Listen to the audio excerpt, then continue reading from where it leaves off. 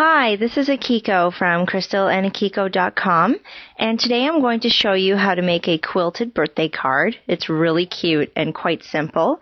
We start with our totally turquoise cardstock, 8.5 by 11, just cut in half, and I'm going to fold it in half with my bone folder, of course.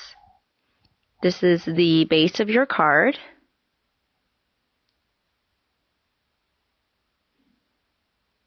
And then we're going to work on the actual quilt of the card.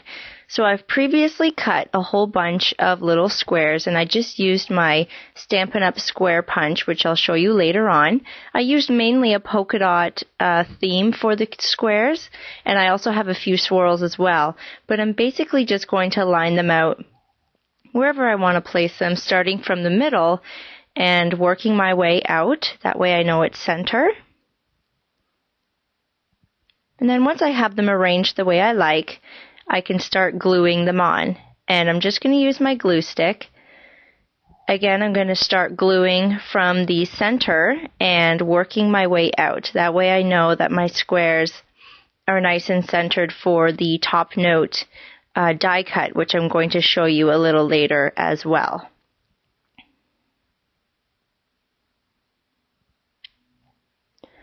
So once I have my quilt fully glued, we're going to pull out the trusty Cuttlebug, and this is where we're going to cut the top note shape.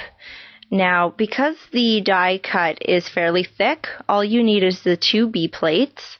So I'm going to put 1 B plate inside the Cuttlebug, and then I'm going to place my quilted paper on top of the top note die cut.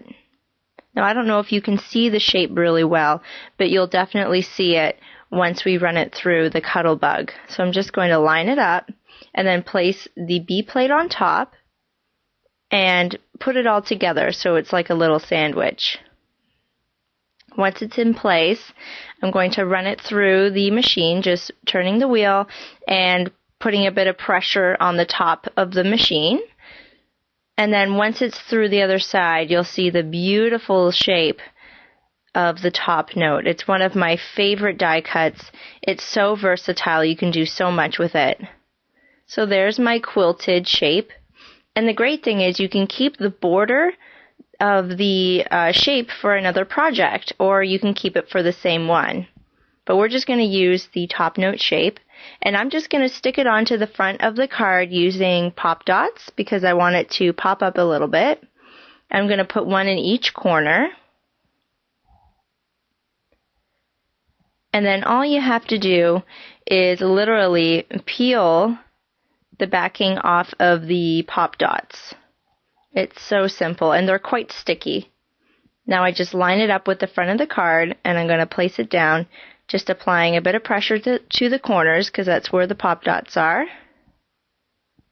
And then we can work on the stamping. So here's my Happy Everything to You stamp from the On a Pedestal collection. And I'm going to use Melon Mambo, the stamp pad. This is from the In Color collection from Stampin' Up! And they only change the in colors once a year, and once they're gone forever. So when you find an in color that you really like, you'll want to stock up on it with all the paper and the inks, because once it's gone, you can never get it again. So I'm just lightly stamping the stamp on the pad, and I'm going to stamp it right in the corner. This is just a Whisper White paper. Then once I have a nice image, I'm going to take my square punch, which I used earlier for the quilt, and I'm going to punch out the Happy Everything to You. Just make sure it's nice and center. And I have a nice bright yellow cardstock, which I'm going to use the scallop square punch for, and this is going to be for the background of the words. That's what I love about the punches. They all coordinate so you can make really nice borders. So there's the font there. And I'm just going to glue it on with my glue stick. You can use any adhesive you like.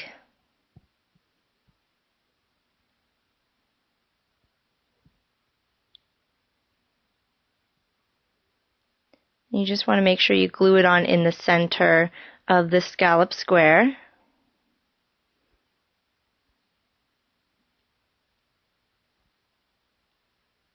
And once that's nice and secure, we're going to place it on the cover of the card. And we're going to kind of make it off center, off to the side of the card. But first we need to put on our ribbon. This is just a purple polka dot ribbon that I got from the dollar store. It was really cute, and I find it matches perfectly with the purple squares that I cut out.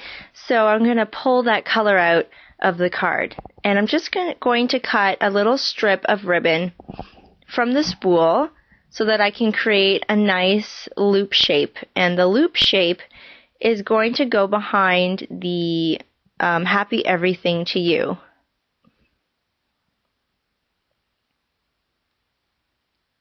So once I figure out how I want the ribbon, I'm going to use my Zots to stick the ribbon together so that it stays in the loop shape. This is a medium-sized Zot. You can use a small Zot as well, or if you have any other adhesive that you like to use with ribbon, feel free to use that.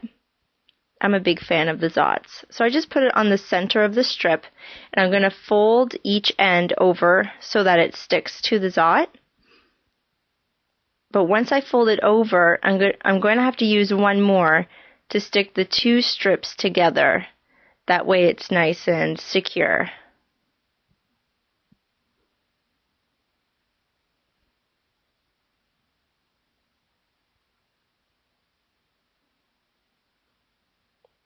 So I'm just sticking it over now.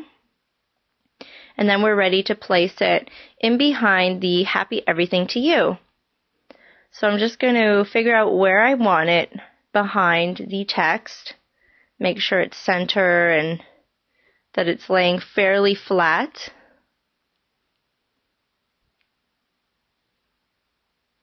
And then I'm going to use my pop dots again to pop up the words, just so that they stick out a little bit. I'm a big fond of making things a little more three-dimensional.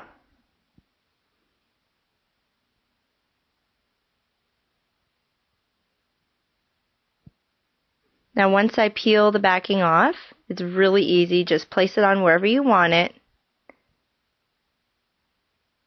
And then I'm just going to trim the edges of the ribbon with my scissors so they're angled.